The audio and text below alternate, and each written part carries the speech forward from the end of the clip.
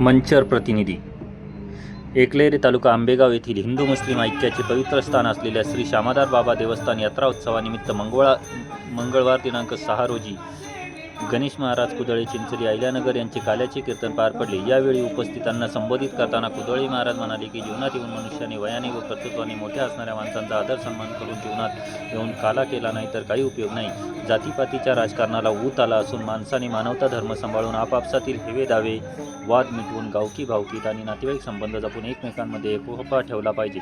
यामुळे गावात होणाऱ्या धार्मिक कार्यक्रमांमध्ये नवचैतन्य निर्माण होऊन गावचे नाव उज्ज्वल होत असते। तसेच यावेळी त्यांनी दिवंगत आमदार शिवाजीराव कर्डिले आणि आमदार दिलीपराव वळसे पाटील यांच्या कार्यकर्तृत्वाचा गौरव केला। सायंकाळी 7 वाजता संदल शेरणी मिरवणूक श्यामादार बाबा देवस्थान दर्गेजवळ होणार आहे। यावेळी शोभेचे दारुकाम कलशधारी महिला बाबांची चादर गलफ हे मिरवणुकीच्या अग्रस्थानी राहणार आहेत।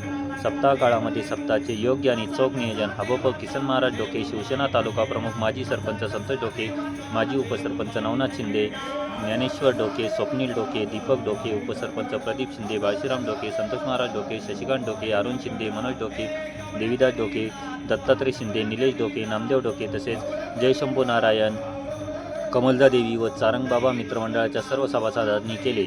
यात्रा उत्सवानिमित्त 2 दिवसीय बैलगाडा शर्यतीचे आयोजन एकलेरी ग्रामस्थ आणि यात्रा कमिटी यांच्या वतीने करण्यात आले आहे। यावेळी जवळपास 300 बैलगाडे धावणार असून एकूण 2 लाख रुपयांची बक्षिसे यात्रा उत्सव कमिटी, ग्रामस्थ, दानशूर व्यक्ती यांच्या वतीने ठेवण्यात आली आहे। बैलगाडा शर्यतीचे योग्य आणि चोख नियोजन शिवसेना तालुका प्रमुख माजी सरपंच संतोष डोके, माजी सरपंच अंशू शिंदे, ज्ञानेश्वर डोके, उपसरपंच प्रदीप शिंदे, बाळासाहेब शिंदे, सोपान लोंढे, राहुल डोके, मनोज डोके, देवीदास डोके, श्यामादार बाबा बैलगाडा संघटना हंटर ग्रुप यांच्या सर्व सभासदांच्या वतीने करण्यात येणार आहे।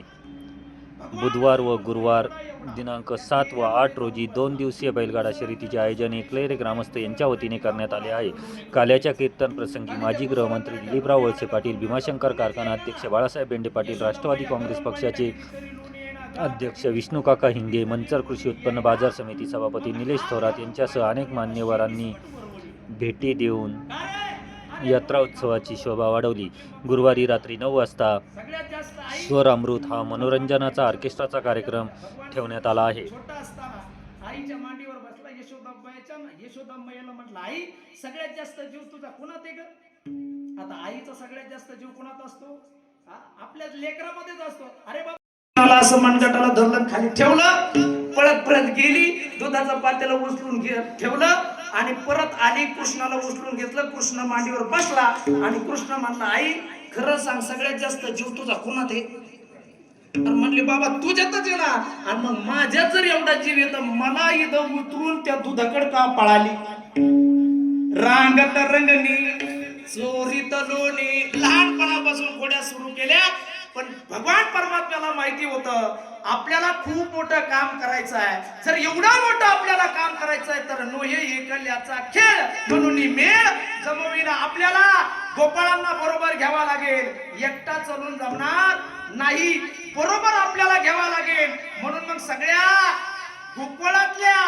गोपाळांना जमा केलं, गोपाळांना सांगितलं, हे तुम्ही असे कमून झालेतले हातपाय काढ्या ढिरी वाड्या, तुमच्या हातपाय तर सगळ्या काड्या ढिरी टपूची टपू, काही काही लेकर तसेच असेल, हातपाय एकदम काड्या आणि ढिरी टपूची टपू। आणि तिची आजी म्हणती, कसा महाराज कसा माझा नातू जेवतोय?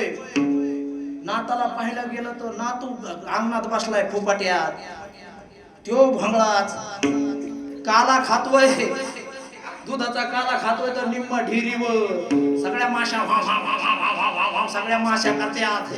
त्या बाळ्याला म्हणलं, बाळ्या माशा हाणणार? तू म्हणला, जा मी कमून हाणील, नाही हाणणार। आणि त्या नाताला आजी म्हणती, महाराज माझा वाघाचं पिल्लू कसं जेवत आहे? मी म्हणलं, वाघाचं पिल्लू असं तर वाघ कसा? चौकशी केली तर वाघ संध्याकाळी असा येतो, वाघ गटावर लोळून येतोय। अरे म्हणलं, हातपाय काढ्या ढेरवाडे असं कसं आहे रे तुम्ही? जरा तुम्हाला दही दूध तुपलोणी खायला नाही का? म्हणले, दही दूध तुपलोणी आहे पण सगळं जातंय डेअरीला, चटणी भाकर आमच्या डेअरीला, दही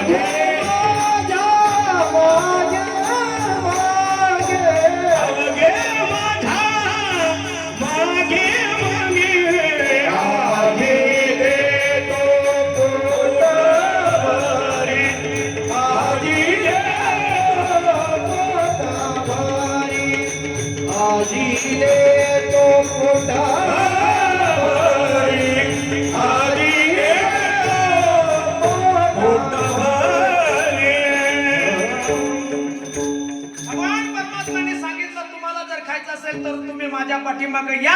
तुम्ही जर माझ्या पाठीमागे आलात तर आजी देतो पोट भरी. त्यासाठी याल तरी यारे लागे. भगवान परमात्म्याच्या मागे जायचं असतं, पुढे जायचं नसतं. मोठ्या माणसाच्या हाताला धरून वर जायचं असतं. मोठ्या माणसाच्या पुढे जाऊन वर माणूस कधी जात नसतो. मोठ्या माणसाच्या हाताला धरायचं असतं, मग माणूस त्याच्या हाताला धरून मोठा होत असतो. देवाच्या हाताला धरायचंय आणि मग जायचंय. संतांच्या हाताला धरायचंय आणि मग जायचंय. वडीलधाऱ्या माणसांच्या हाताला धरायचं आणि मग जायचं. पुढे जाण्याचा आपण प्रयत्न केला तर मात्र ऍक्सिडेंट झाल्याशिवाय राहत नाही. म्हणून मोठ्या माणसाच्या हाताला धरून जायचं असतं. भगवान परमात्म्याने सांगितलं तुम्हाला मी तुम्हाला खायचंय ना तर मग याल तरी यारे लागे. अवघे माझ्या सगळे अवघे सगळे तुम्ही माझ्या पाठीमागे या.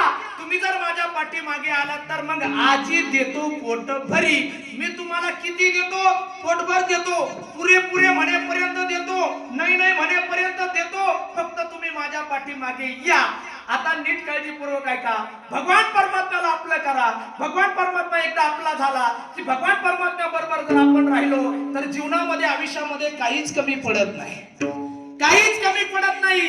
जे पाहिजे ते भेटतं, जे आवश्यक आहे ते भेटतं, आपल्याला जी अपेक्षा आहे ते भेटतं. कारण मागे पुढे उभा राये सांभाळीत आले आघात निवाराया. भगवान परमात्म्याचे आपण साथीदार असतो. भगवान परमात्म्या बरोबर जर आपण असो तर मग भगवान परमात्मा आपल्याला काहीच कमी पडू देत नाही. भगवान परमात्म्यांनी सांगितलं बाबा मग आज देतो पोट भरी. किती देणार आहे? पुरेपुरे म्हणेपर्यंत मी देणार आहे. भगवान परमात्म्याने सगळ्या गोपाळांना जमा केलं. म्हटले चला आता आपल्याला दही दूध तूप लोणी खायला जायचं. मग दही दूध तूप लोणी खाण्यासाठी गोकुळामधल्या एका गोपाळांकडे जायला लागले. दही दूध तूप लोणी खावं. दही दूध तूप लोणी खाल्लं आणि सगळ्या सोनांच्या तोंडाला लावून दिलं आणि हे सगळी जनता निघून गेली. सुनांनी आता सुनवास करायचा. आता बिचारे असा जगल्यात एवढ्या दिवस हेच त्यांची मेहरबानी. जाते ना आता काय राहते यांची अशी अवस्था झाली म्हणल्यावर राहायच्याच नाही. आता सासूरवास होता. सगळ्या सासा उठल्या म्हणल्या हे अरे तुम्ही दही दूध तूप लोणी खाल्लं? म्हटलं खरंच आम्ही खाल्लं नाही. नाही तुमच्या तोंडाला लागले. आता मात्र भरपूर आरडा ओरड झाली. दुसऱ्या दिवशी कृष्ण परत आला पण कृष्णाने उलट केलं. सगळ्या सासांच्या तोंडाला लावलं. सासाच्या तोंडाला लावल्यावर सुनांना काही बोलता येणार. आत्ताची सुना असली तर सासा कानफडीच असती पण त्याच काळातल्या सुनांना काही बोलता येणार. त्यांनी आरसे घेतले सासूबाईच्या समोर मांडले. हे काय हे दही दूध तूप लोणी. म्हणले तेरी बी चूप आणि मेरी बी चूप. आपण दोघांनी खाल्लं नाही पण कोणी खाल्लंय हे पाहावं लागल. मग यशोदा मैयाकडे गेली. यशोदा मैयाला म्हणली हे यशोदे तुझ्या कृष्णाला सांगावे. अरे तू तुझ्या कृष्णाला सांग जरा काय करतोय. तो दररोज घरी येतोय दही दूध तूप लोणी खातोय. बरं खातो तर खातोय नाशितोय. आवरी आवरी आपला काना काना नासियेल्या आमच्या सुना. अरे आमच्या सुनांचा नाश केला त्याने. यशोदा मैया म्हणली तुम्हाला कळतंय का? 5 वर्षाचा माझा ग बाळ अंगणी ग माझ्या खेळ. तुम्ही लटक्याच घेता आळगे गोकुळच्या नारी. काय सांगता ग रामे ग गोकुळच्या नारी. काय सांगता ग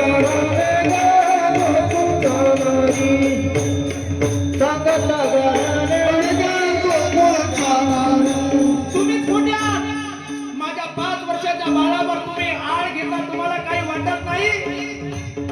तुम्ही लपून याची खोटी का लागता हरीच्या पाठी.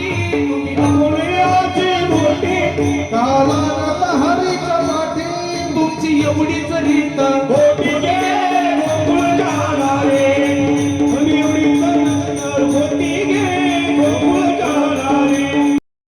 लगेच अशी खुर्ची घेतली मोठी काठी घेतली दारातच बसली. म्हणजे येऊ देत आता याला आले का बघत येत हे सगळे गडी पाठीमागून गेले, खिडकीतून उतरले, सगळं दही दूध तूप लोणी खाल्लं, सगळं आलेलं सगळं सांडून टाकलं, पुढं आले, जय घोष दिला आणि मग ही पळायला लागली. ही पुढं कृष्ण पुढं ही माग, कृष्ण पुढं ही माग. बाकीचे गोपाळ गेले पळत, पण कृष्ण तिथंच यालपाटी मारत होता. इकडून घुस तिकडून घुस, तिकडून घुस तिकडून घुस. ही त्याच्या पाठीमाग, तो पुढं. मुद्दाम कृष्ण बारक्या बुडीतून पळायचा आणि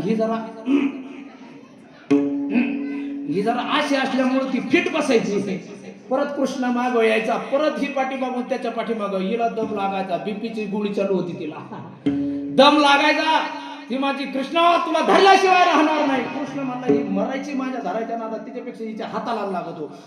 मग हाताला धरलं आणि हाताला धरलं, फराफरामुडी चालली. म्हणली चल आता, चल चल यशोदेकडे. लय पुरावा मागत होती ना, आता कसा धरलाय, चल. जे म्हणायचं सोडा हो, जाऊ द्या राव, जाऊ द्या, छोटा आहे मी, जाऊ द्या, लेकरांनी खाल्लंय तेव्हा सोडून. नाही नाही चल चल, तुझी आई लय बोलत होती ना, नाही यशोदा मैया म्हणत होती ना, आता त्याच्याकडे तिच्याकडे नेल्याशिवाय तुला राहतच नाही. एवढ्यात तिचा नवरा आला. तिचा नवरा म्हणला अरे सोड ना, कशाला लेकराला धरलंय, खायची वस्तू खाल्ली, जाऊ दे, दे सोडून. पहिल्यापासून तुमचं असंच आहे, मी होते म्हणून तर संसार झालाय, दुसऱ्या तिथं सारखा बाजूला तुम्ही. अरे तो म्हणायचा सोड, ती भगवान श्रीकृष्ण म्हणायचा अहो सोडा ना, ती म्हणजे नाही सोडणार. फरा फरा फरा फरा ओढीत चाललं. ही सगळी जनता पाहायला लागली, म्हणजे काय चाललंय बा हे. असं करता करता भगवान श्रीकृष्णाने कधी तिच्या नवऱ्याचा हात त्याच्यात दिला हे कळलंच नाही. हे तिच्या हातात हात दिला आणि हे गडी चित निघून गेला आणि ही तिला नवऱ्यालाच हाताला धरून वडायचे. चाल तुझ्या आईकडे दाखवते तुला. लोक म्हणायचे काय झालं पाहिजे, आता घरातले भांडणं घरात मिटावं, बाहेर कशाला आला. तो म्हणायचा अरे माग पगणार नाही. अरे पण माग बघणं कोण आहे, पगणार नाही.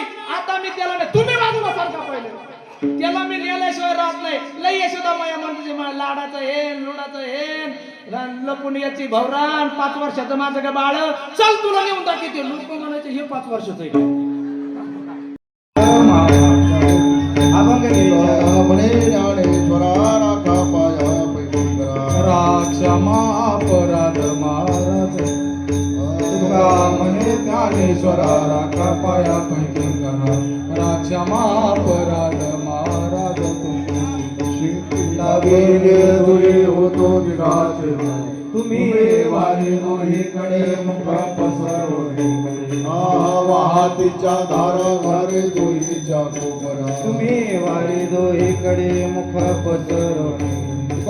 म्हणे आधी डोकाने तुम्ही वारे दोहीकडे मुख पसरवणे. कंठी धरला कृष्ण म्हणे अवराजने प्रकाश, काला वाटू एकमेका वैष्णवनिका.